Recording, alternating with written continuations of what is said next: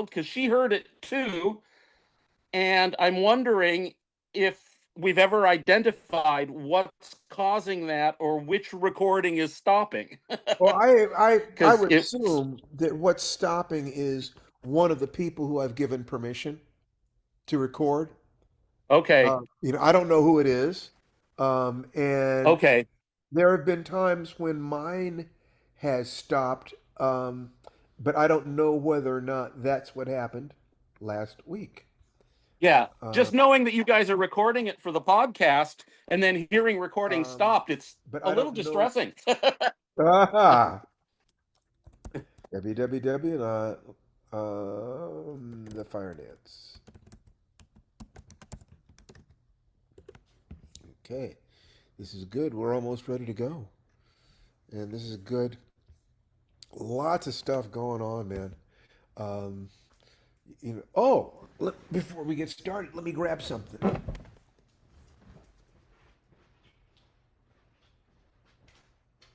Is it the cover of the new book? Yeah, that's right. Copy of the new book. Woohoo. Hi, Mr. Bauer. Hello, Jaime. Wonderful to see you again and everyone else. Glad Likewise, to everyone. glad to see your small plants are going into sellable containers very well and quickly. Ah, this is good. Two people are there. Let me let them in. Admit all. Jaime, I'm going to do something here. I'm going to make you co host. So when you see All right. people uh, pop up, make sure to let them in, Let would him you? into the room. Got That's it. right. Thank you. That way I can focus. All right. So it is now 12 o'clock, and let's get started. Today is May the 29th. So this is the last work in May, last one in May. And I wanted to say that we will not be here next Friday, I believe, because we will be traveling that day. We have to our flight out at 6:30 in the morning, and I Ooh. don't know what time we're getting into Chicago. If there's a change with that, we'll let you know. But we want to be very, very scrupulous about being here as often as we can. That keeping our promise to you about being here hopefully helps you to keep your promises about the things that you're going to do for yourselves. Because one of the things that we do here is we encourage people to take control of the day. That over the last week I've been thinking a lot about what it is that I'm presenting in this book that I'm doing, 52 weeks of Stoic and other philosophy, because we have this goal of helping Black America, 100,000 Black families close the wealth gap. So one of the things that I'm doing is this book is asking the question, what is it that's necessary? And I'm looking at what it is that we've used and what it is that I believe that my son needs, for instance. And if it passes those filters, I think it will be of benefit. So one of the things that came out this week, I was looking at this and looking at, and it was actually yesterday morning, had a breakthrough or thought that I thought, is this a breakthrough? And what it is was the realization that almost everything that is being taught in Stoicism, which, and by the way, Stoicism, I don't approve of Stoicism more than I approve of some other things, but it's the language with which I can communicate with my son. He came to me and said that he's in Stoicism, that his online nickname was Zeno. He named his electric motorcycle Zeno. Zeno of Citium was a major Stoic philosopher. So he's basically telling me, Dad, if you will take the things that you're trying to communicate and put them in this particular language, in this particular way, I can absorb it more easily. I can hear you. This is um, this is a sign. It's one of those things of, oh, he's telling me how to communicate with him. Well, a lot of the things in Stoicism, which is like a 3,000-year-old Roman philosophy, had to do with a single thing. Three ways of looking at that thing are to know what can be done today and not worry about yesterday or tomorrow. that you have to focus all your attention on today, to know what is yours to do and what is not yours to do. What you can't control other people. So if you try to control other people, you are literally giving your power away. It is knowing what is yours to do in the sense of there's something happening in another country. If there's nothing you can do about it, don't worry about it. Do what you have to do, where you are, who you are, and your circle of influence expands. If you worry about things that you cannot control, your circle of influence contracts. And I performed a thought experiment. It was like, is it true that this is an awful lot of what Stoicism is trying to say? That situation of locus of control. What is yours to do and what is not? For instance, I cannot control whether somebody likes a book that I write. I can control how much time and attention and care I put into creating it. I can't. That's it. I can't control what's happening in Washington except for my voting or maybe what I contribute to. But aside from that, what I can control is, my family, my home, my career, taking care of my physical health, and so forth and so on. So the question that I kind of had was, let me try to disprove this. Let me look at what the Dalai Lama said the meaning of life is, which is to escape suffering, embrace joy, and be of service. Now, the people who seem to be unhappy, what is it that's making them unhappy? And Facebook is a great experimental laboratory because there are over 1 billion people on it, which means that it is a pretty good sample of what human beings are. You see the entire range of what people are. And almost invariably, when people are unhappy, they are unhappy because of things that are happening outside themselves, but they are not focusing on what they can do. In other words, what do we talk about here? We talk about managing the first hour of your day. And to get there, managing the first 5 minutes after you wake up. None of these people who are unhappy are managing that first hour. They wake up and they immediately turn on the news. They go and feed their cats. They scroll through their emails instead of asking, who am I? What is my commitment? Who am I committed to being today? What is it that I need to accomplish? One of the tools that I discussed with Jason, my son, this week is I said, where were you a year ago? Look back a year. Where were you a year ago? Okay. What is, have you grown in that year? If you like the growth that you've had over the next year, now take a look at where you want to be a year from now. Is the level of growth that you have had in the last year sufficient to get you, where you want to be a year from now, all things being equal? If it is, just keep doing it. You're great. If it isn't, then you need to change what you're doing. That today, in other words, is the fulcrum between your past and your future. That the better the future that you want, the more important it is to focus on just what's here today. It's also the way to escape misery. Because suffering, pain is inevitable in life, but suffering is being attached to your past pains, is feeling guilt over your past pain, or being afraid of your future. So you're looking forward, I'm afraid of what's about to happen.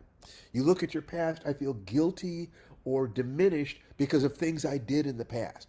I can think about things that happened in first grade and still feel negatively about it if I wanted to. I really can. I remember I forgot all my dialogue in the school play in elementary school. And if I wanted to remember what it felt like to stand on that stage under the spotlight and not remember a word of what I was supposed to say, all I have to do is think about it. And I can already feel my stomach tightening up a little bit. It's still there. So are your positive emotions. That people who are successful in life, and success, means being joyful. It isn't just getting money from the outside. It's being joyful. They are people who find it easy to be happy. They have set themselves up so that it is easy for them to be happy and difficult for them to be upset. When you do that, you're looking at your past and you're taking the things from the past that make today a better day. You look at the future and you use your future to inspire you, to take movement, to make, once again, today to be the best day it possibly can. Now, let's see. Stephen Bauer said something. Stephen, would you read what it was that you wrote there? Absolutely. I liked your reference, but I kind of wanted to rephrase it. Not that today's the fulcrum. Today and your focus on this is what I can do today versus what I can't. It's today is the day that you can apply just that amount of effort. You can put your butt in the seat of that teeter totter that's going to lift the weight of all of our past up into the heights of where we want to go in the future. What's And I critically important, Stephen, is to take the things that you hear from people and translate them into a language that works for you, or to make it more specific. That I'll have to think about that. Is that more specific? Is that a better way of expressing it? But if it's better for you, then it is 100% appropriate. And thank you. Great. absolutely, thanks. So you betcha. So um, my project, the project that I'm working on about helping 100,000 black families close the wealth gap, uh, creating this book called Decolonize Your Mind. And I'm about 320 pages into it. And I thought I'd try the experiment because one of the things I do when I'm writing a book, and by the way, just the new book is about to come out. This is the first actual copy of it that I've seen, Ice Vegas, and I'm happy about that. And I'm already starting the next couple books after that. Just like Tananarive's new book will be out in a couple months, but she's already starting the book after that. So it's like there's always one book that's being started, one book that's finished, one thing that we're promoting, one thing that we're planning and researching. There's always multiple threads going on. This is the same time that everything else in life is going on, of course. But I thought it'd be kind of fun to have you guys, let me go over to chat and have you throw out a number between 1 and 320. And what I'll do is go into the rough manuscript and see what's on that page and see what there is, see if there's something useful on that page to offer you. And I like the level of density that allows me to open a book to any page and find, put my finger down and see, is that sentence a good sentence? Is that fun? And when I can do that randomly through a book, that's one of the ways that I know that the quality of the writing has reached the level that I want it to be. When I can just randomly find interesting stuff. So give me a number and let's see what's on that page. I don't see any number over here. Everyone, let's see. Everyone. Oh, okay. Um, Great. Lucky 131, I think, was the first. Let me take a look at that. Page 131. What is on page 100? There we go. Decolonize your mind. Bum, bum, bum. This is fun. It's so important to have fun in life, I'll tell you. There's so many things that are not fun.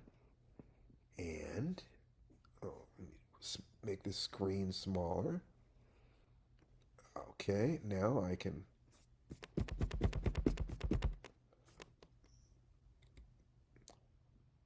Oh, oh, there's my scroller. Go up to page 100, page 124, page 100. Did I say 100? Was that 110? What page was that? 131. 131. There we go. Okay. Okay, what's page 131? There it is. And page 131 says week 14. Okay, it starts by saying breathe and give thanks for life. Oh, it's the morning ritual. Breathe and give thanks for life. Find your heartbeat and give thanks for love. Your headlight and give thanks for hope. See your 1 year goal in all three arenas. And remember the magic formula. What will you do today by 1 p.m. to improve 1% this week and perform one sun salutation? Today, the first sentence after that is today is a C day, the C in the magic formula. Oh, I was going through the magic formula. For the child elder balance. This is to live in accordance with both your childhood dreams and your deathbed values. The adult merely carries out the daily discipline. That's it. All right, let me take a look at that. This is part of the mastermind concept. In order In the book Think and Grow Rich, they talk about the fact that the only known way to overcome a lack of ability, a lack of talent, literally a lack of intelligence, as well as a lack of resources, is the mastermind. To create a group of people who are all focused and going in the same direction, uh, who have different skills. And then you all contribute those skills. And together, you are more powerful than you are individually.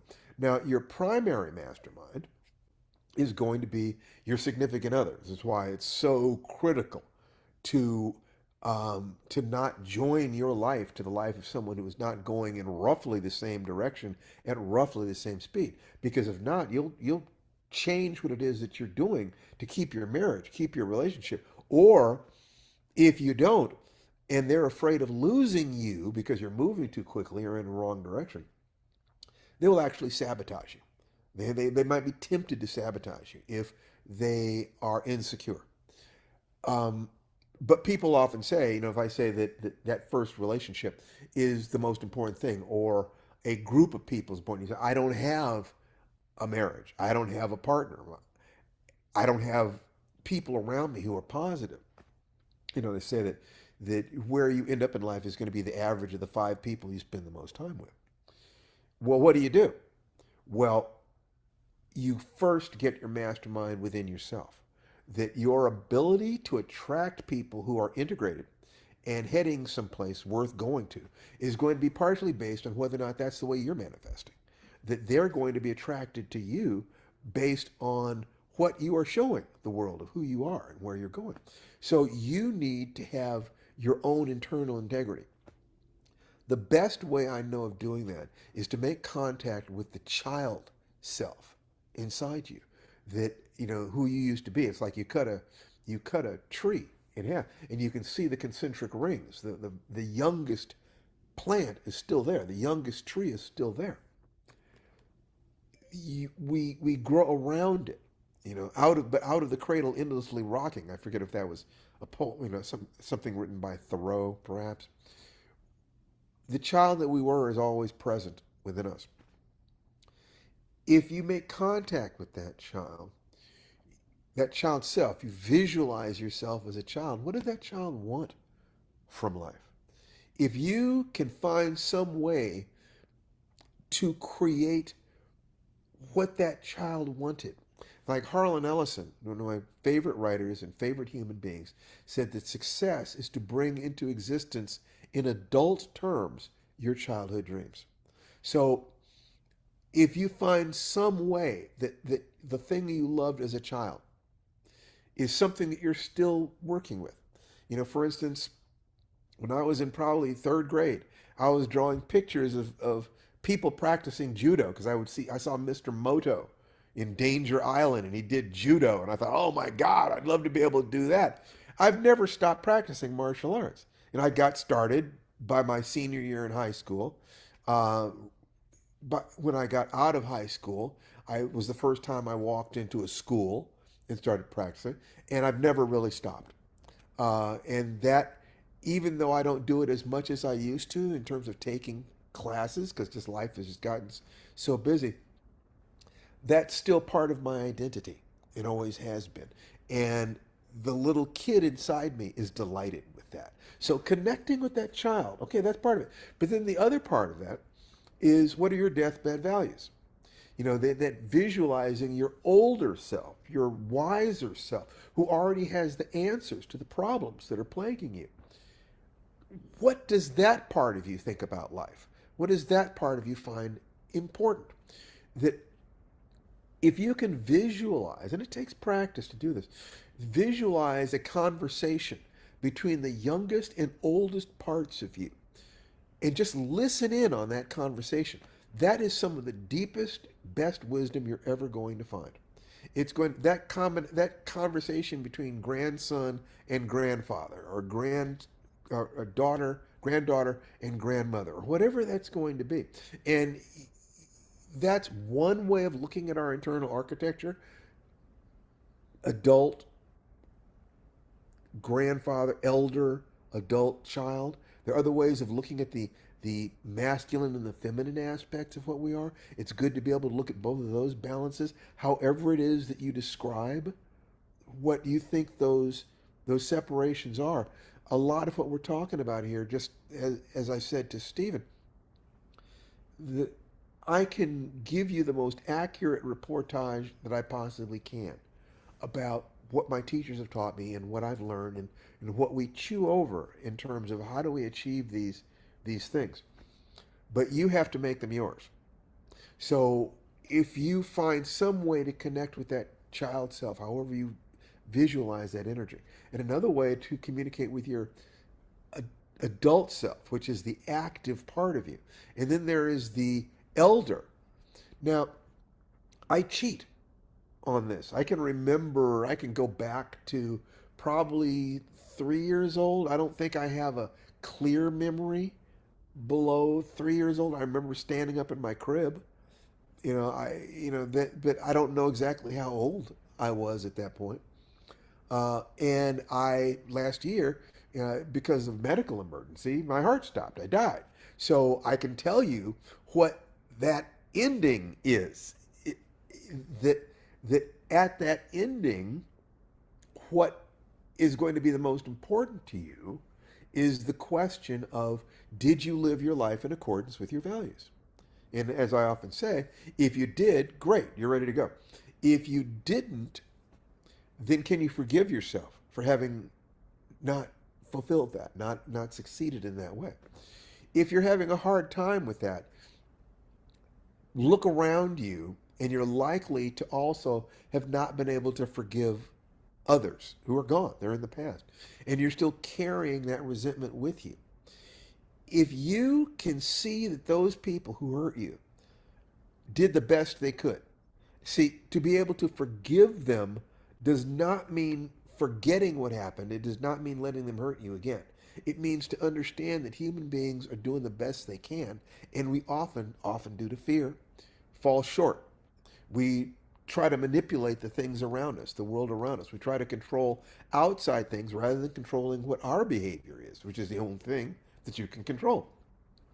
If you can forgive them, you can forgive yourself. You can say, I did the best I could, that I can't beat myself up for things that I only learned because I made that mistake.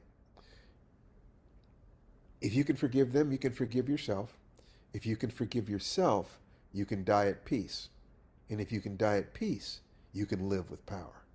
That is the saying, the structured comment that I have kind of briefly about what the experience of death is. There's a lot more to be said, but it's difficult to talk about it casually. I can only make comments inferentially. But at any rate, so you asked me to take a look at page 131, looked at page 131. There was some good stuff there. And so, yeah, so far so good. We will go deeper into that. But that's kind of how I wanted to get started, was to get you to focus on what you can do today. That everything that has happened to you in your life up until now needs to be invested in what you're going to do today. And today is the foundation of the rest of your life. Because if you can just live one good day after another, you got it handled. Because all life the best life is nothing more than a succession of successful days. So if I have a book to write, all I have to do is, no, I have to write 2 pages today. If I write 2 pages a day, that's over 700 pages a year. That's 2 books. 1,000 words a day is 365,000 words a year. That's 3 books. So once you understand what your minimums are, what it is you need to do, I need to exercise every day, I need to meditate every day, I need to connect with Tananarive every day. We do our blessing dance and our business meeting. I need to connect with my son every day. There needs a certain amount of work that needs to happen, a certain amount of practicing of martial arts and practicing strength and practicing alignment and flexibility and so forth. And then there is play. I enjoy, I love movies dearly. I watch an average of a movie every day. And so, what am I going to watch today? Um, One of the ways that life operates is, that goal of escape suffering, embrace joy, be of service. Our parents, if you grew up in a home where there was not abundance, if you want to be an artist, I wanted to be a writer, there's a very good chance that your parents are going to discourage you because they want to be sure that you can survive. So if you say, I want to be an actor, I want to be a singer, I want to be a writer, your parents are very likely to say, but you can't make a living doing that. Finish school, get your degree, and, put a roof over your head. Tanana Reeves' mom supported her desire to be a writer, but she also insisted that Tananarive get her degree and be able to support herself. Once you've got that, then you never have to take bad jobs or betray your values because you need money. And believe me, if you're in the arts, there are going to be times when your rent is due and somebody's going to say, if you just do this thing over here that you never thought you'd do, we will pay your rent. We will give you a check. You don't want that kind of temptation. You do want that. So your parents are not being bad. And that voice in your head that sometimes tells you that working on a story or working, becoming a writer or an actor or a singer or an artist is being trivial. That's not trying to hurt you. That's just trying to keep you from suffering. So the trick that an awful lot of families have found that have been able to navigate this, and that I think that we need to do as individuals, is to first be sure you can pay your bills. Then find either a way to make a living doing something that you love, or you find a way to love the thing that you do to make a living. Either one of those things will work. We know people who work, at toll booths and checkout counters who are always happy. We see them. It's like, how are you doing that? How come you're always smiling? In some cases, they'll say something like, I've got a job. This is great, or every day above ground is a good day. You look for the philosophies of people who find it easy to be happy. And you apply that to the job that you need to do to keep a roof over your head until you start finding a way to transition from that to the thing that you love to do. So that progression from first escape suffering, be able to pay your bills, put food on the table, take care of your family, then you begin to take your dreams. What is it you really want to do? And you find a way to monetize those dreams, following Think and Grow Rich or other patterns. How do I make a living doing this thing that I would do for free? It's going to be much harder than making a living doing something that, you'd never do except for the paycheck. Because everybody would like to make money doing the thing that they would do for free. So you're automatically going to have to work harder. If you are going to be self-employed, that makes it even harder. It might be 100 times harder to make a living self-employed doing something that you love than it is to do a miserable job that pays well. But the cost on your soul of doing that miserable job drains away the advantage of the money and the convenience.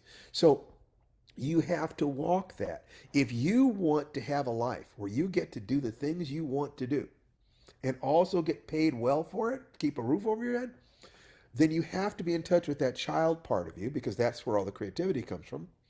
And then you get in touch with that sort of elder part of you that is on the other side of all the issues that can tell you, you've won many times. It felt like you were going to lose, but you kept going. You did this, you did that, and you came out the other side of it. We need to remind ourselves that the dark nights of the soul, the failures, are inevitable parts of the process of functioning. At anything you're doing, any project I'm working on, there is a point where I'm excited about the project, Another point where looks like it's turning into puree of bat shit. It's all falling apart. It's terrible. This isn't going to work. It was never going to work. What was wrong with me? What was I thinking about? Eh! Every single book, every single story, I hit that point where it doesn't feel like it's working at all. I used to call my ex-wife. I used my daughter's mom, Tony. She was there with me for about my first 10 books, and uh, I would always ask her when I hit that point in the story. I said, Tony, do I hit this point every single time? She said, Yes, Steve. You hit that point every single time. After we divorced, after we broke up, I would still call her from time to time. I said, Tony, because we were on good, very good terms. Tony, did I always hit this point? Yes, Steve, every single time. And now I don't need to do that anymore. I remember. It's clear enough to me now that part of the process of succeeding at anything is hitting the point where it feels like you're a complete failure. That part of the process of winning is being absolutely sure that you're losing. Once you define that, when you start hitting the point where the resistance is heavy, you actually start defining that as, oh, I'm getting closer to success. That this is relating it back to the Stoics. So the obstacle in your path, the obstacle in your way becomes your way. That the obstacles themselves show you that you are digging hard and you're starting to reach the obstacles that are big. It is only by handling those obstacles that you get the strength to actually succeed in the thing you want to do. When I first started the process of teaching these things, it was the hero's journey. It was, the hero is confronted with a challenge. Initially, they reject the challenge. Then they're forced to or allowed to accept it. They set out on the road of trials during which they meet allies and gain powers. They have their initial confrontation with evil in which they are defeated. They enter the dark night of the soul where it feels that all is lost. The way through the dark night of the soul is the leap of faith. Faith, and that faith is always faith in one of three things: faith in yourself, faith in your companions, or faith in a higher power. If you take the leap of faith and you've done all the preliminary steps, handle those preliminary obstacles, you then confront evil again, and this time you're successful. And the last step is the student becomes the teacher. You return to the village with the elixir. You teach other people how you succeeded so that they can succeed, whatever it is. But it's that process that all the elders of all the cultures in the world told us this is what happens in the course of life. Doesn't matter what it is you're trying to do, you're going to go through that process. Life itself is too complicated and too big to ever understand completely with the conscious mind. It doesn't work. But we can feel our way through it. And storytelling, and this is one of the reasons I love storytelling, one of the reasons why it's so valuable, that every time you watch a story about somebody overcoming problems and succeeding, or someone trying to overcome problems and doing something that is out of alignment with their values and failing, we are reinforcing to ourselves that others have walked this path before us. If others have walked this path, then all we have to do is study them, and we will learn the resources and the strategies that will help us achieve what it is that we're trying to achieve. That is far enough along this road that I think it would be a good idea now for me to stop and to ask you guys, what comments, questions, or requests do you have about any of this? What's going on in your lives that we can bring into this space and look at in the sense of, in relationship to any of these notions that we've been playing with? And once again, Tananarive is on her way to San Francisco. She may be there, and when she gets to the hotel, if she can get checked in, she's going to join us. So let's just kind of keep things going, keep the energy going. And somebody raise your hand and let's see what's going on in your lives and how we can help you. How can I be of service to you? Because being of service to you is just looking into these patterns and remembering, oh, I can apply it to this problem. Oh, I can apply it to that problem. Oh, and if I can help you, then ultimately I'm helping myself. Teaching other people is one of the very best ways of learning anything that you want to know. So, uh, volunteer or you will be voluntold. That's what we always say. And Parisa, I would love it for you to turn your camera on and to unmute yourself. Oh, you. Okay. Hello, mid sandwich. Um, well, I just have really, really appreciated what you've shared. And it really hits home right now. I'm an artist in multiple fields and trying to really be true to myself while also paying the bills is really challenging. That's right. The child part of you, just for just a moment, the child part of you has all the creativity and the energy. The adult part of you pays the bills. Okay? The the oldest woman version of yourself you can imagine is the one who knows, little girl, life is tough, but it's also worthwhile if you keep going. Yeah. And just take it all in stride. Every wrinkle on her face is another victory, is something else that she fought and won for.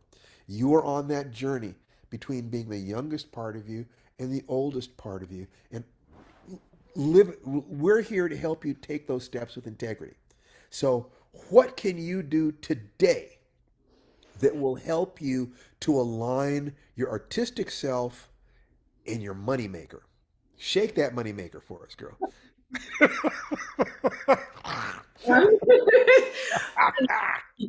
You know, honestly, what comes to my mind is just a few simple tasks that are actually technically unrelated to me as an artist, but that will, I think, take a load off my heart.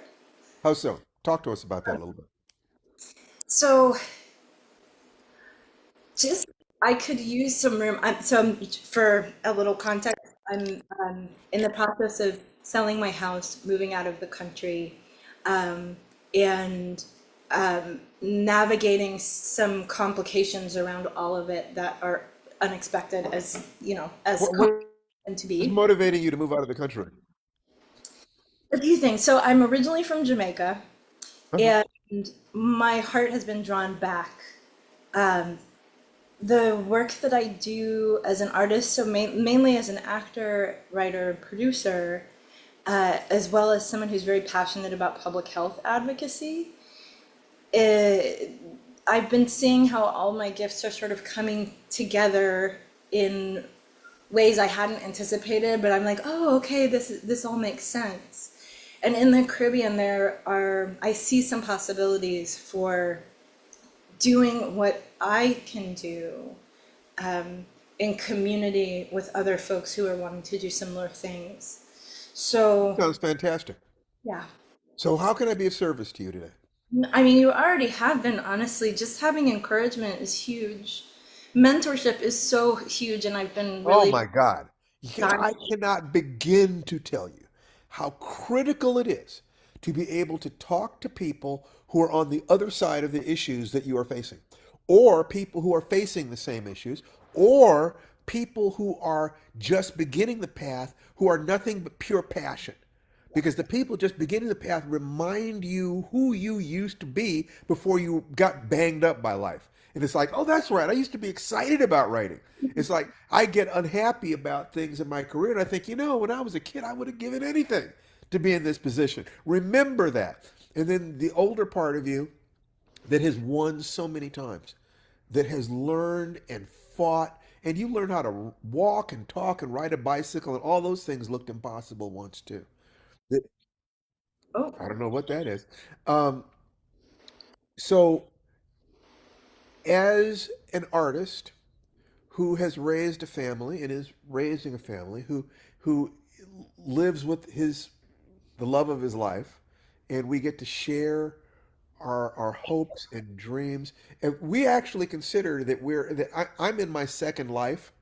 I'm in we call this our bonus life, my bonus life, because I died last year, and came back from that. And Tananarive was just saying yesterday, it's like we've been in a continual honeymoon since that time because we really woke up. We'd gone to sleep a little bit about how precious what we found together is. And you go to sleep about how precious life is. So, one of the things that I want you to do, the first 5 minutes when you wake up in the morning, you are in a theta state. You are in a hyper imprintable state. Do not let the world in. For the first 5 minutes, connect with, find your breath, find your breathing, and give thanks for just being alive.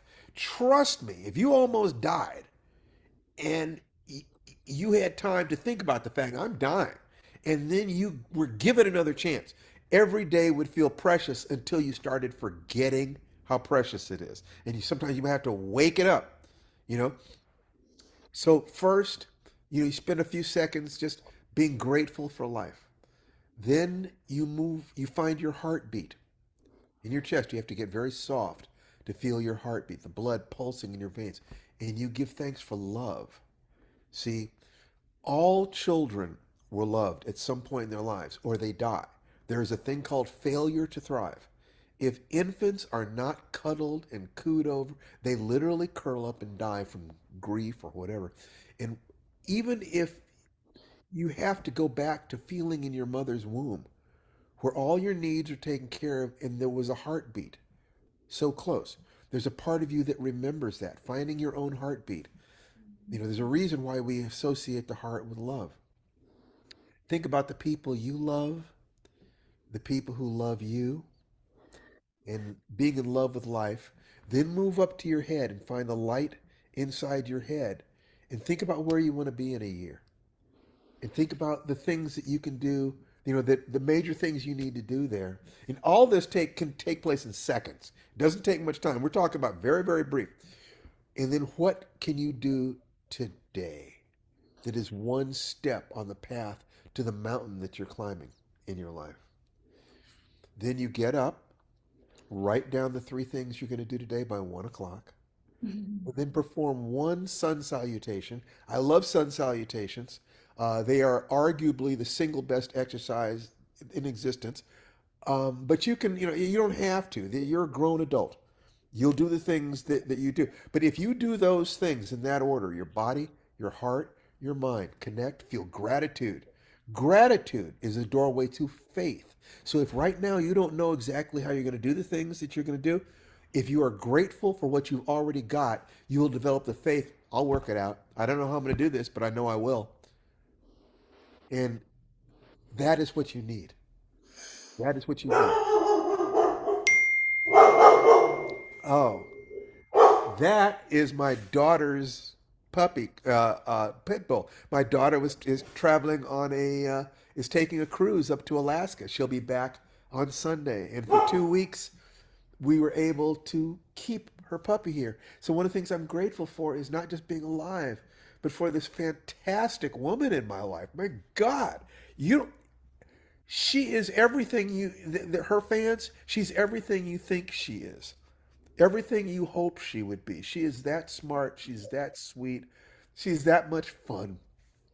I have her in my life. I have a son who's sleeping safely upstairs. I have a daughter who's out living her life and having a wonderful time and embracing the world with value and contribution. And I have this wonderful, strong dog that I get to keep for 2 weeks who loves me. And it's like winning the love of a good dog is one of the best things in the world. I have so much to be grateful for. And that gives me the faith to believe that I can solve any problems that come up. So I want you to know that if you will just connect to all you have to be grateful for right now, and then just figure out what one step can I take today? Just do that. And then tonight, you look back over your day and say, did you do it? Because if you can speak the truth about what is, and if you can keep your word to yourself, those two things, if you can tell the truth and keep your word, you can accomplish anything that it is even vaguely possible for you to create. And within a couple of years of doing that, people who don't do that will look at you as if you are a mutant. How did you do it? They'll say you were lucky, or they will say you were just talented. They do not want to look at the work every day, every day, every day. Believe in yourself. I don't believe in luck or work. I don't believe in luck or talent. I believe in consistency with mentors. Consistent work with mentors who will tell you this way, come this way, keep going. It's worth it. Keep going. You got this. You got this. So all I can say to you is keep going. You got this. Thank you. Thanks. You're a godsend, truly. I love I love these meetings on Friday.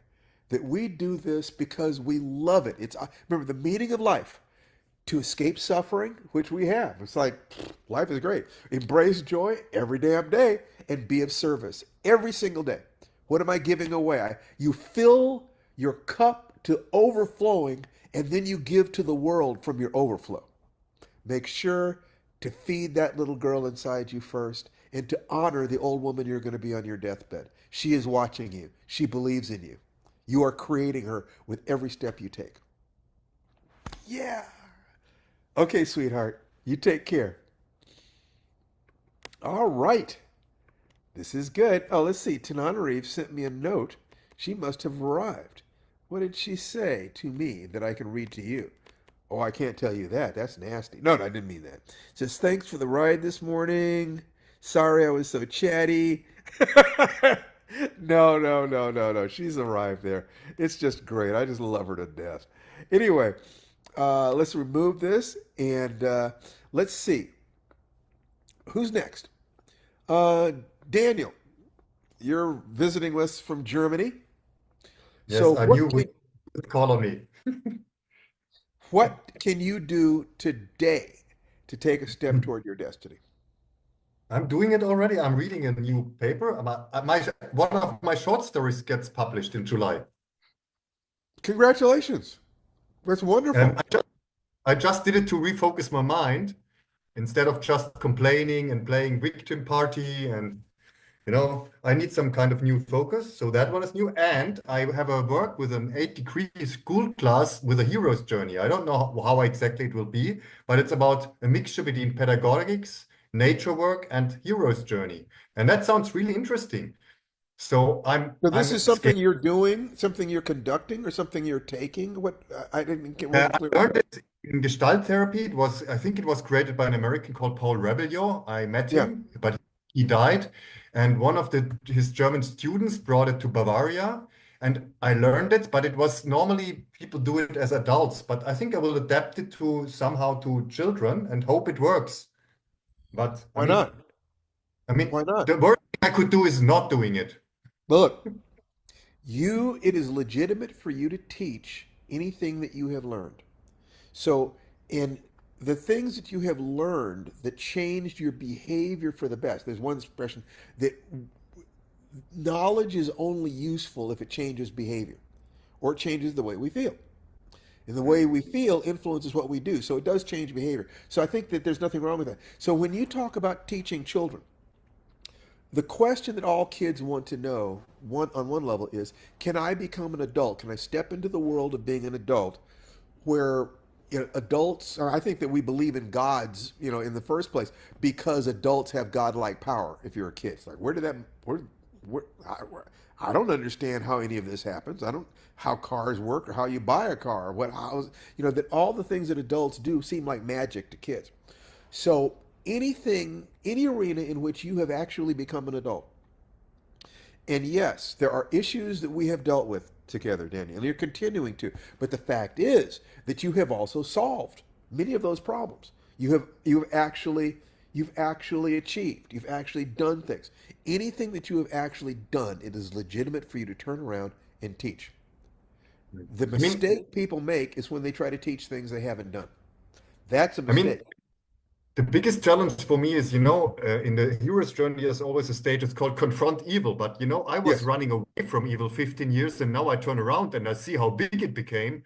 And now I have to clean all the debris, and it's huge. But But you only have to do it one day at a time.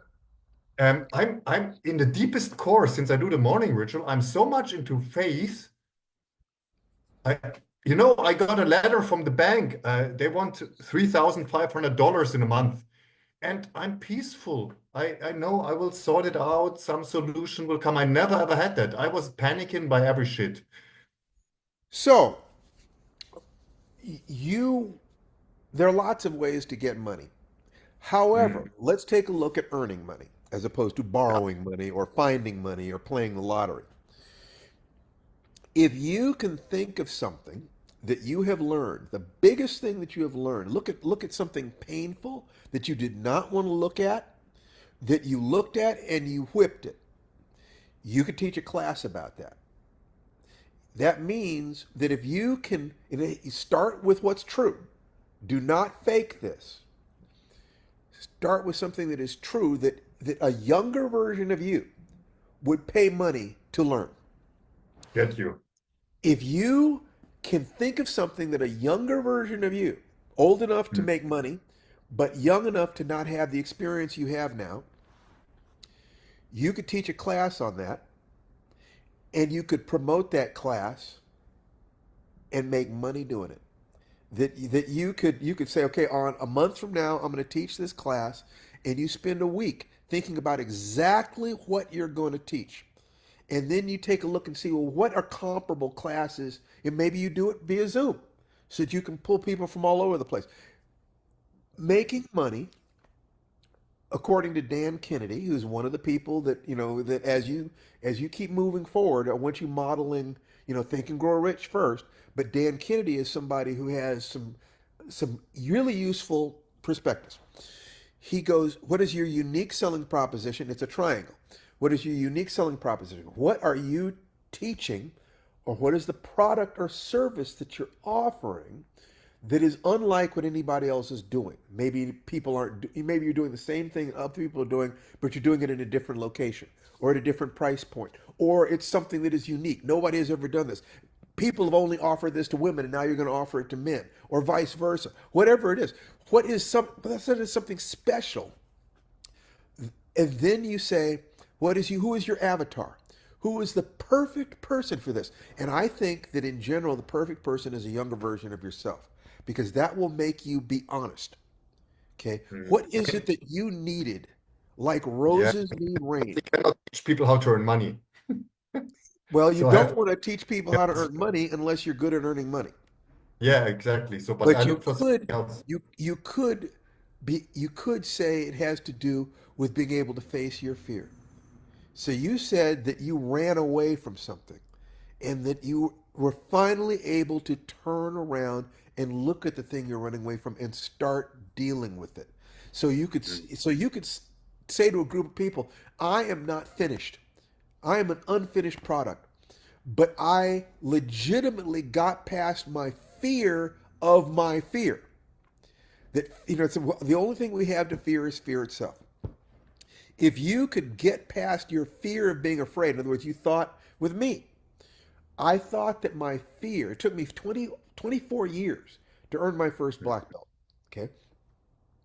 Because I was afraid and I thought my fear meant I was weak. No. In many ways, fear is life energy. If you're not afraid, you're not going to avoid the things that could kill you. That if you can face your fear and say, I am afraid, it can turn into energy that you use to drive the actions that will deal with the problem. That it is being honest. So you find at some point you woke up in the morning and said, I am sick of this. I am going to change. And maybe you did it for yourself, or maybe you did it for something outside, but that was a hero's journey for you. And any journey you have completed allows you to become the student becomes the teacher. The obstacle in your path becomes the path. The thing that you have genuinely faced and you're genuinely working with what resources did you need to deal with that? There are a million other people dealing with the same problem. And if you've spent your life trying to pretend to be somebody because you thought that's how you needed to do to get the money, forget that. What you need to do is go directly into who you really are. Create a class that is more honest and more powerful, that you are prepared to put your heart out there. That's your avatar. Visualize the person. Then it's a matter of how do you reach the people? Mm. Facebook, message boards, connections. Do you have 5 people that you can talk to who have access to different groups of people who need what it is that you have? Whatever it is, this is one way of doing it, one way of creating a product or service that you know that you would have given anything for 10 years ago. You would, maybe it's about how do you get out of a toxic relationship? Because that's something that you have struggled with. Yeah, Okay. just leave. Yeah, but Yeah, how do you do it? yeah, but the pain is immense. That's right. Yeah, That's right. So the very pain that you are experiencing can become the gift you have to give the world. But you have to be on the other side of your fear of that pain. You might be able to say that that pain is the deep, soul wrenching desire to bond to another human being. The power that we feel in sex when our ego barriers fall, and all there is the energy of life. That is becomes addictive. And when you forget that you have that energy within you, you start looking for that energy in other people. We think that that energy comes from other people. No, it is in falling in love with yourself, falling in love with life.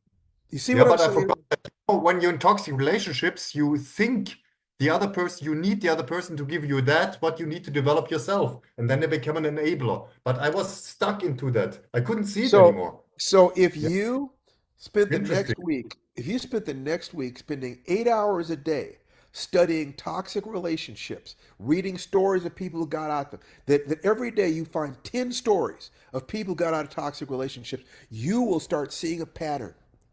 And all you have to do, see, there are a couple different ways to make money selling information.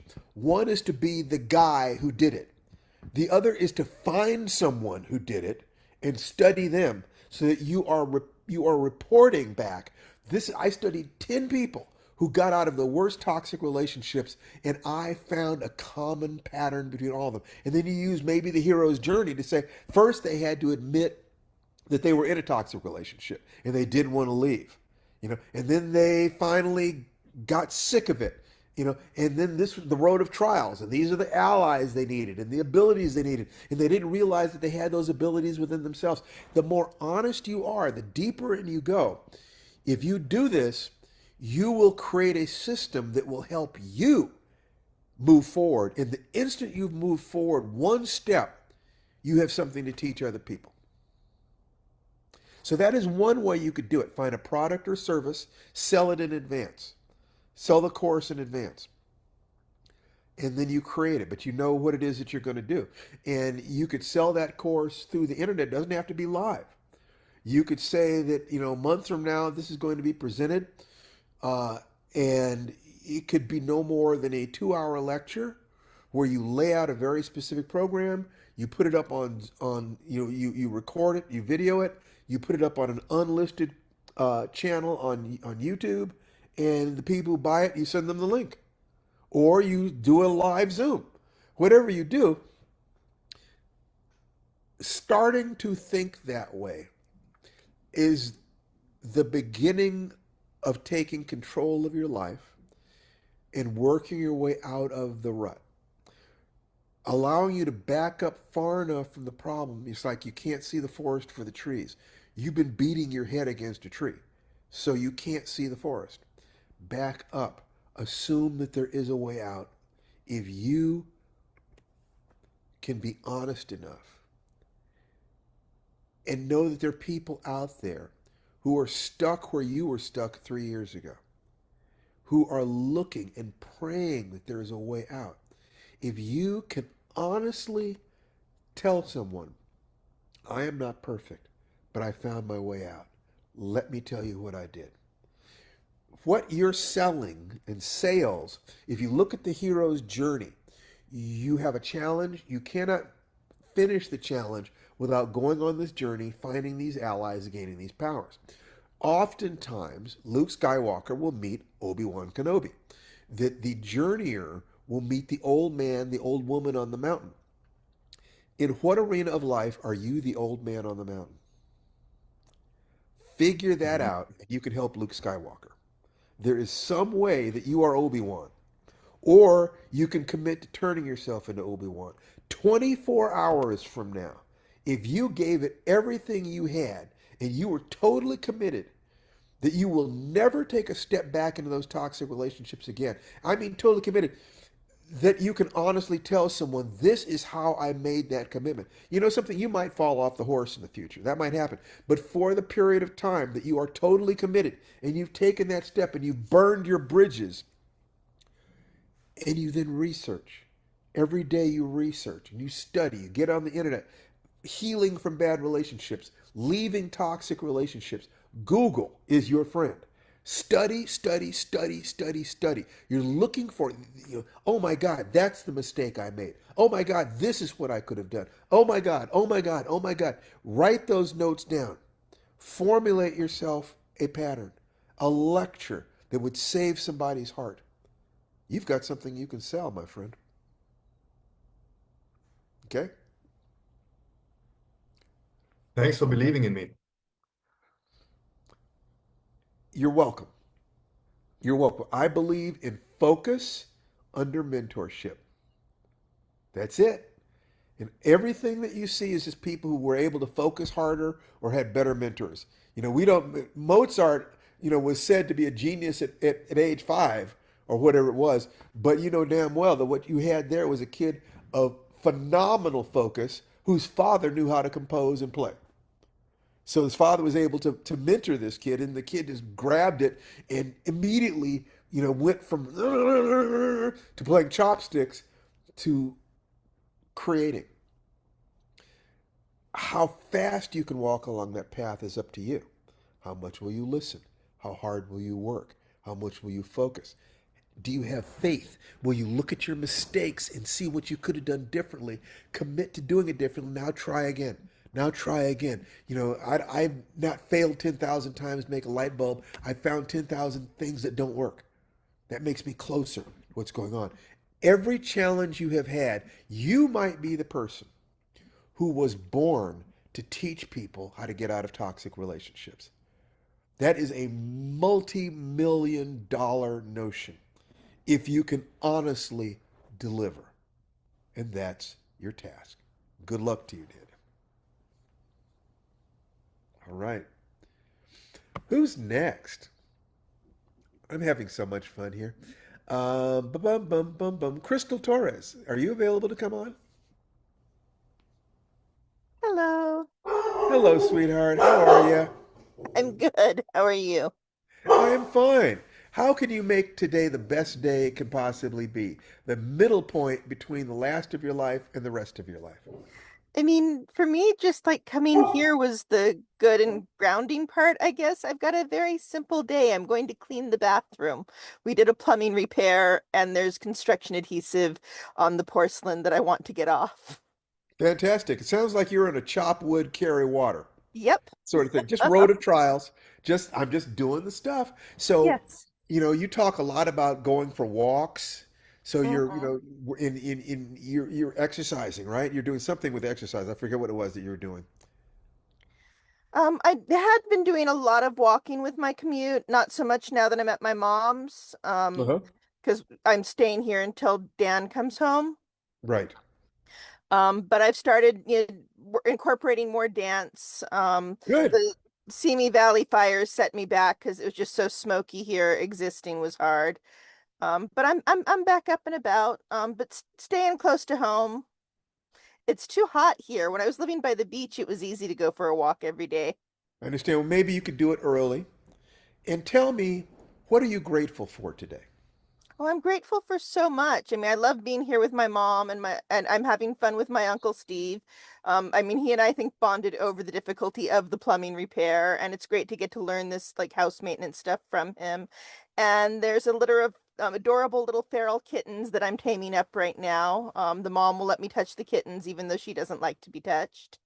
So, I mean, and my kids are holding down the fort, and I've got kids in their 20s who are taking care of the house I'm paying rent on that I can't go to right now.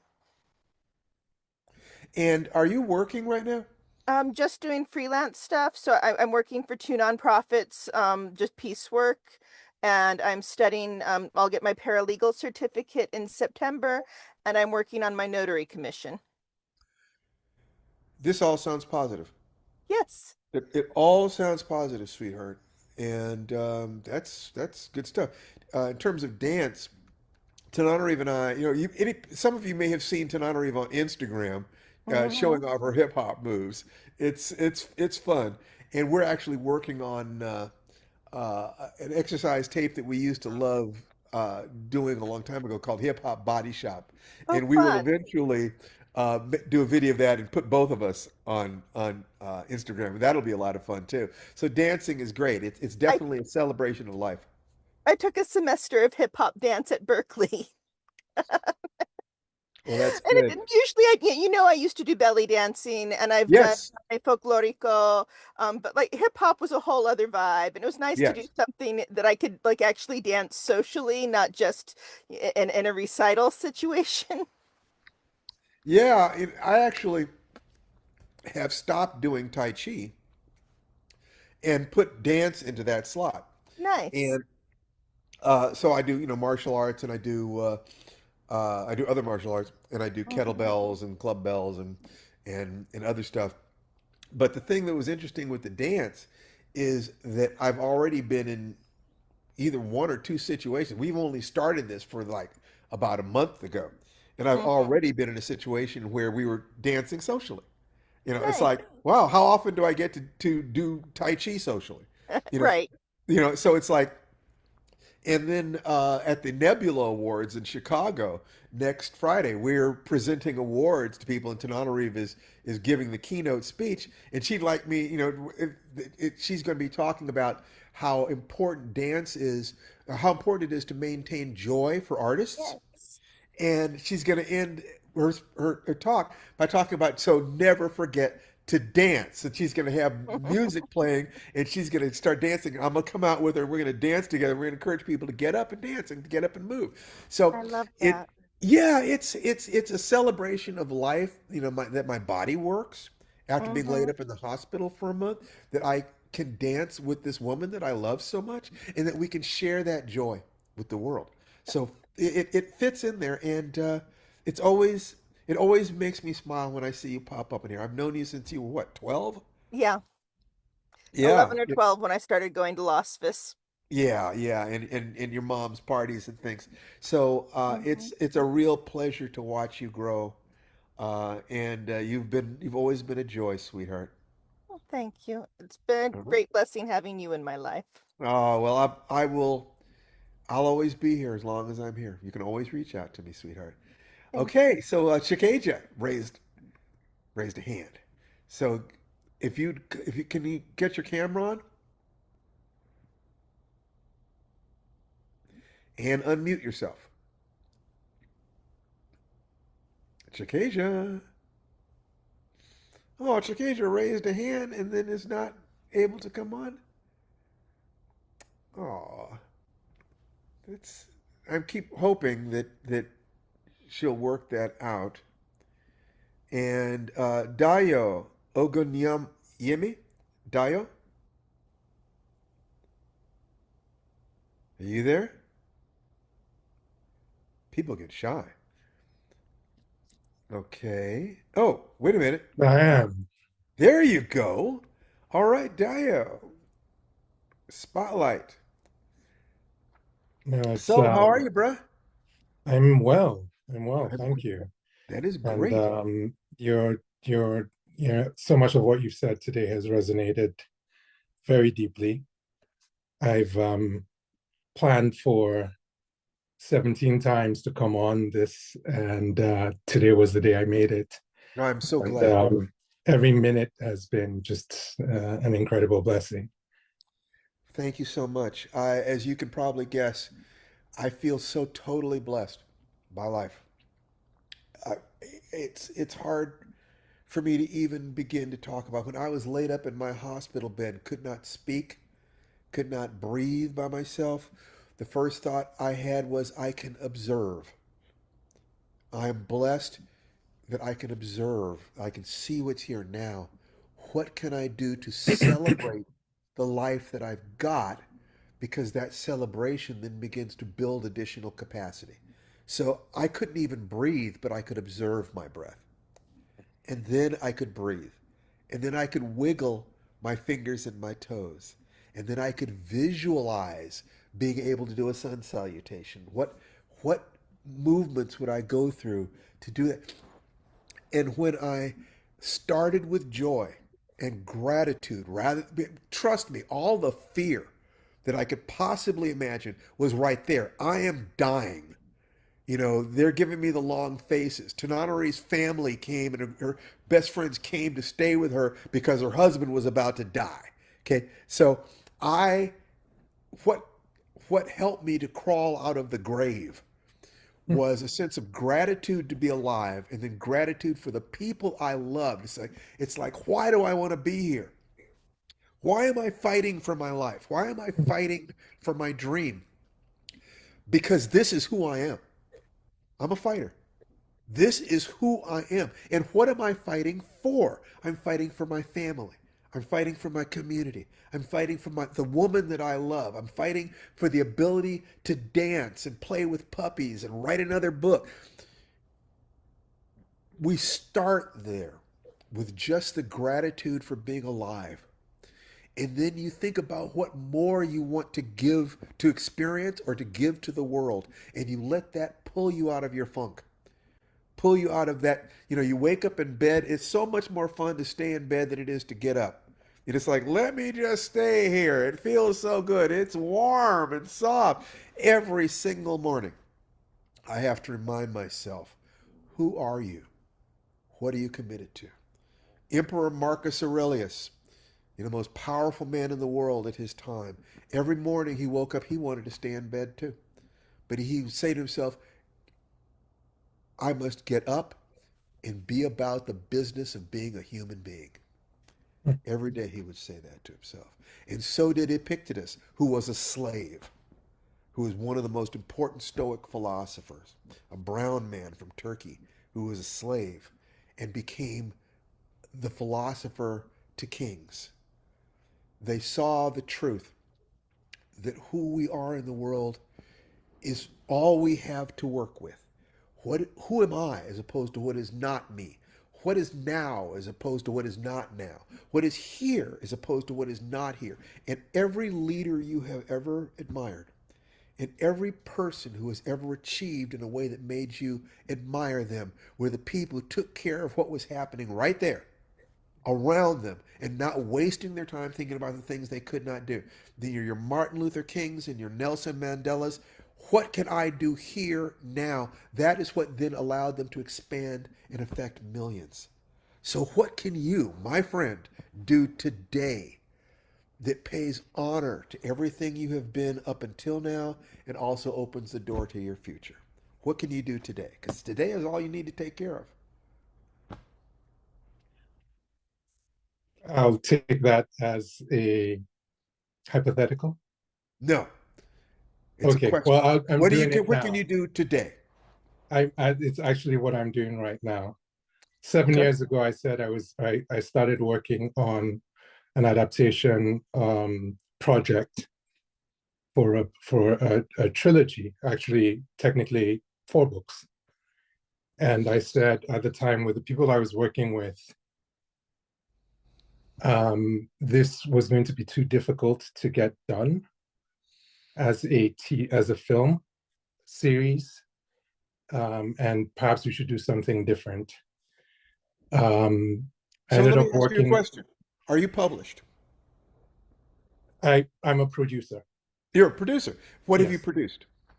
So right now this is where I was getting to. I'm working on a TV adaptation of Things Fall Apart. And the series that I had been working on before that, or planning on working on, was actually the African Immortals. Oh, you're talking about Octavia. No, Tananarive. Yes, I am. African Immortals? You were Yes, involved with that project? So is that how you make a living? Is producing, or is that yes. how you want to make a living? It is. I've been an entertainment, well, I was an entertainment lawyer for 25 Oh, years great. ago. Fantastic. Fantastic. So you are, so what I wanted to do is get a sense of what are the steps that you need to take to get to the point where you can then take this jump that you want to make, where you want to create a television series, okay? And what is it you need to do? You know, if you already have the component skills, are you working with people? If you don't have those skills, as a producer and an entertainment lawyer, you know how to create a group of people who've got the skills that you need to do it. So, what is the next step that you need to take in order to move this dream forward? It's this. So again, put it in context. Things Fall Apart is happening. A24 is the studio. The Wow. network is happening. So that's all happening. What I had said 7 years ago was I couldn't do African Immortals because it was too big, it was too much. And what I've ended up doing, and COVID had a lot to do with this, was um, ended up spending 6 years getting Things Fall Apart to the point now where it's at a green light. And my next thing was African Immortals was what I started out really wanting to do. It seemed too big. Now I've done the things that, have gotten me in the rooms where I can credibly say, hey, this African Immortals project is a compelling project.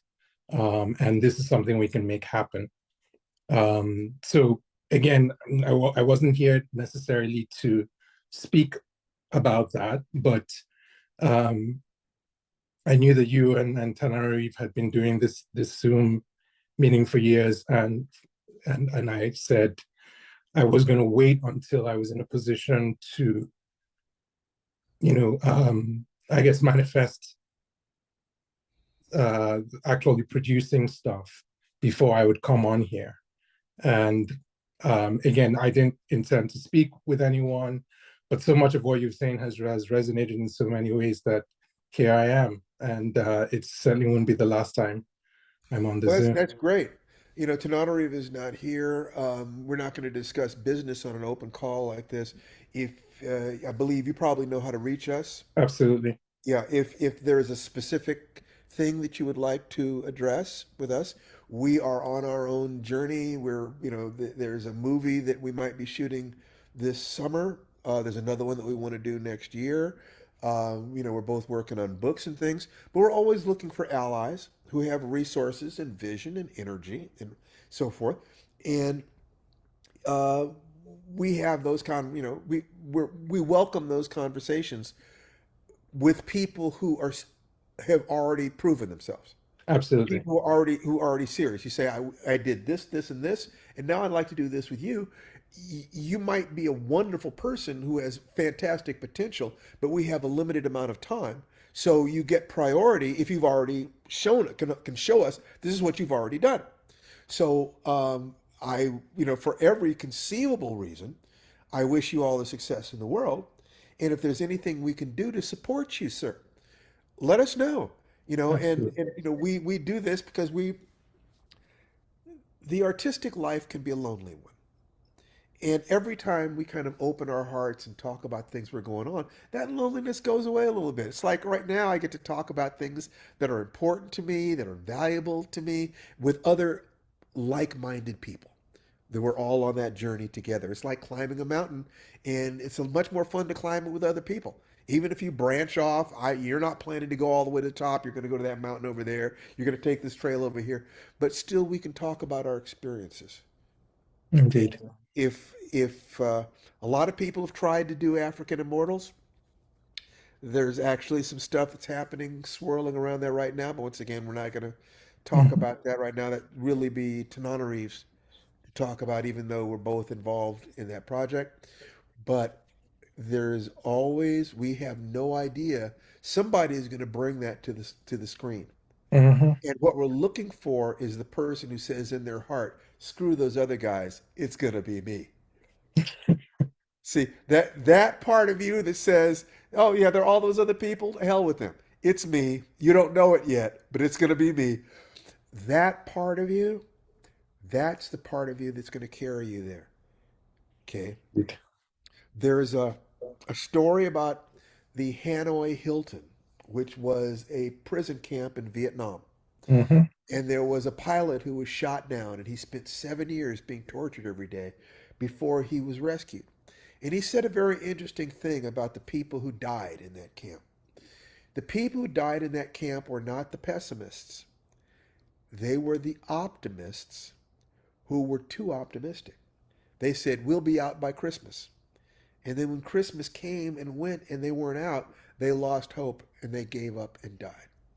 But the people who say, I'm going to make it, I don't know when, but I'm going to make it. I'm going to keep going. I'm going to take a step. I'm going to take another step.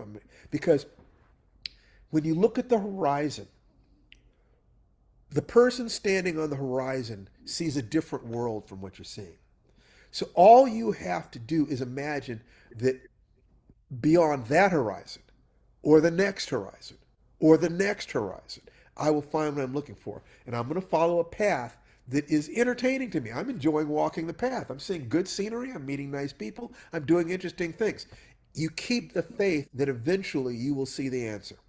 So if your thought is, I'm going to bring African Immortals to the screen, and you turn yourself into the person who can do that, along the way of doing that, you're going to do a lot of other really interesting things.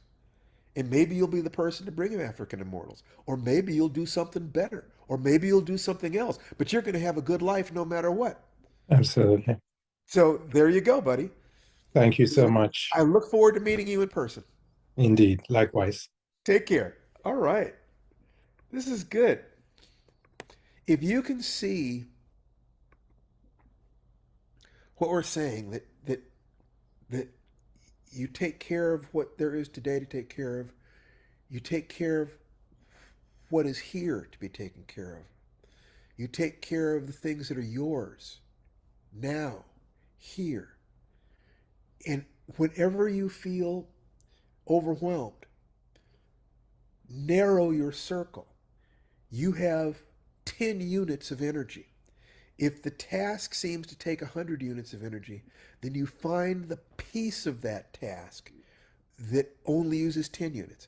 And maybe the only piece you can take care of is walking to the horizon. I don't see the answer, but we get further. Maybe it's just being sure that you're taking care of the bills, being sure that you're helping a child that asked you for help. That be sure that you're doing what you can, where you can, who you can, and you do that and you begin to expand. I ask people, are you published? They say they've got, a trilogy of books they want to do. Are you published? Sometimes people will set out to do a trilogy before they have published a single short story. That's too much. It's too big a bite. You'll choke on it. But if you break it down into pieces, say, I'm going to take one idea out of this trilogy I want to do. I'm going to write this story, polish it, and get it published. You've taken a step. Just yesterday, I had a version of this. Tananarive and I wrote 2 books, Devil's Wake and Domino Falls. They were young adult novels set after the zombie apocalypse. There was a 3rd book that was never published. It was never polished either. I wrote the first draft on it, and we were not able to sell it because the first 2 books didn't do well enough for them to offer us a 3rd contract. Oh, well, you move on and you do something else. You try stuff. So not everything works. But here's the thing. At the end of that 3rd book, I had a solution to the zombie apocalypse that I'd never heard anybody else say in any book or any movie or any story. I saw something that no one else has ever seen. And I put it at the end of the book.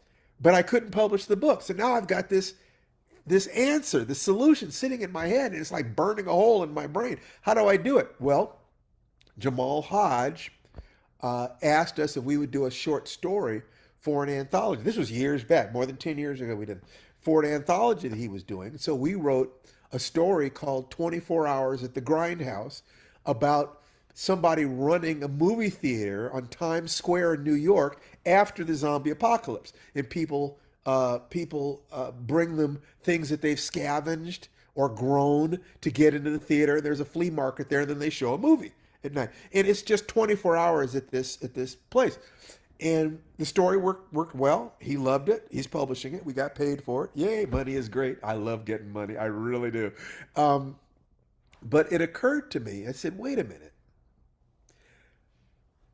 The reason I can't just write a story that gives my answer is that it won't matter enough. I don't have the time to build up the emotions in a short story where this payoff would be anything other than a wet firecracker. It'll be a so what. You know, it's like there's what so, and then there's so what.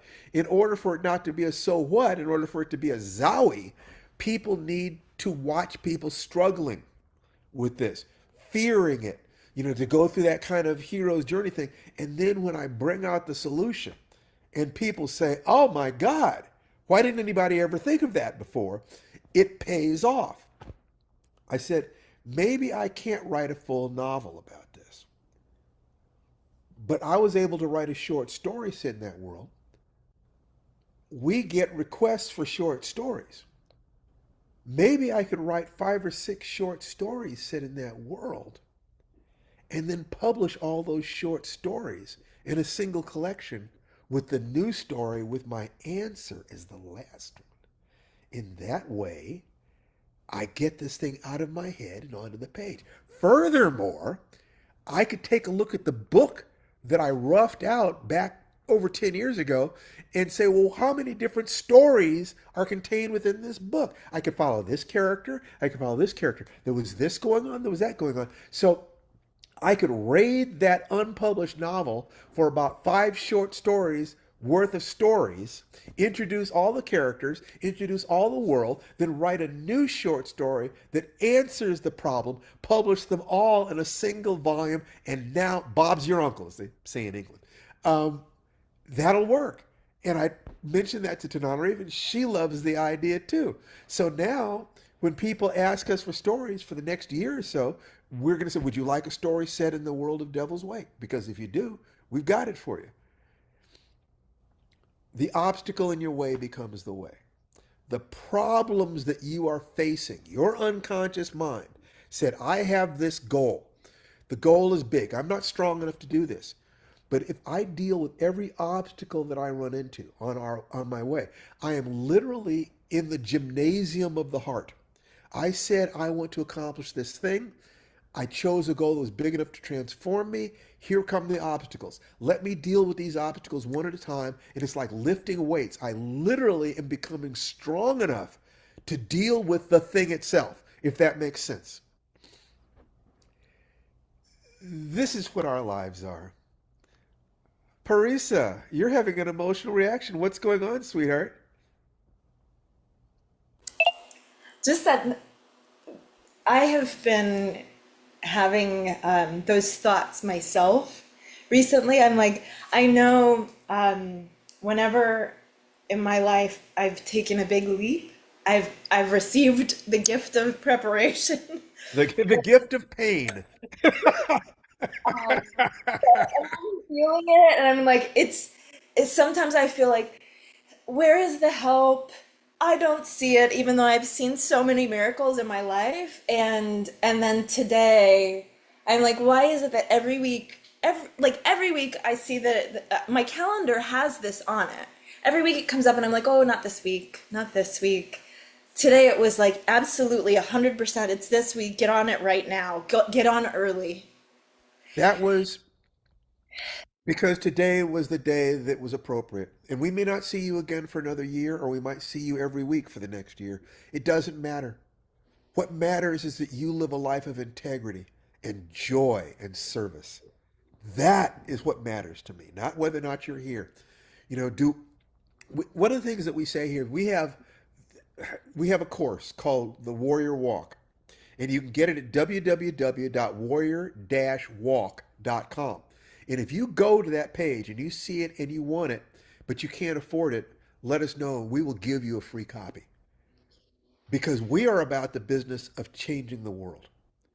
We are about the business of helping others the way I got help from my mom, who we were so poor she would cut dandelion greens off the lawn so that we would have vegetables to eat. But she gave me two things. She made me believe I was worthy of love, and she made me believe that success leaves clues. That if you can find the right mentors, you can find the right path. Tananarive was raised by her mother and father and her church and her community to be, I mean, she is the best prepared human being for the destiny that she chose for herself that I have ever met. She's remarkable. I'm a Frankenstein patchwork of pieces I put together in comparison. But she chose me and I chose her. So I guess we're both okay. It works. What we have works. It's worked for, God, almost 30 years.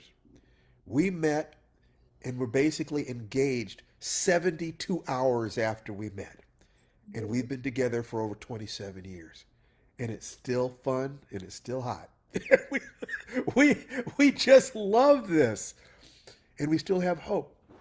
And part of the way that we connect to that hope is by connecting with you guys who have dreams and you don't know quite how to get it. And if we can give you a little piece of something, when we see your hearts and your minds open up and say, "Oh God, I can see that, I can do that," then we remember what it is to believe in things we cannot see.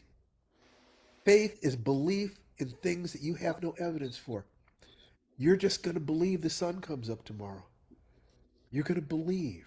You have faith. This is the gift that you give us when you come on here. You let us give to you. Bless you.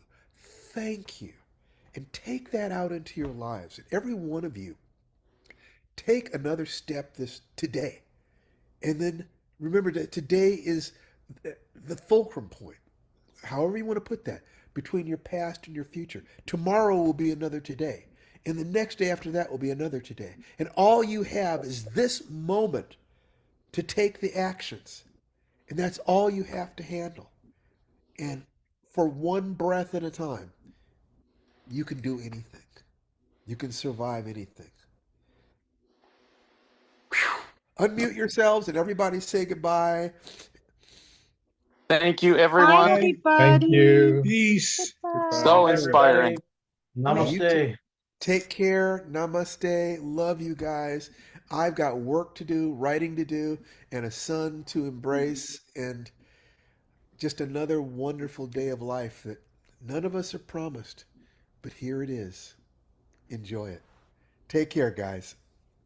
Bye. See y'all Bye bye. next week. Or no, see you all in 2 weeks. That's right. I won't be. Just We won't be explain. here next week. We'll be here the week after that. We'll let you know. Get on our lists.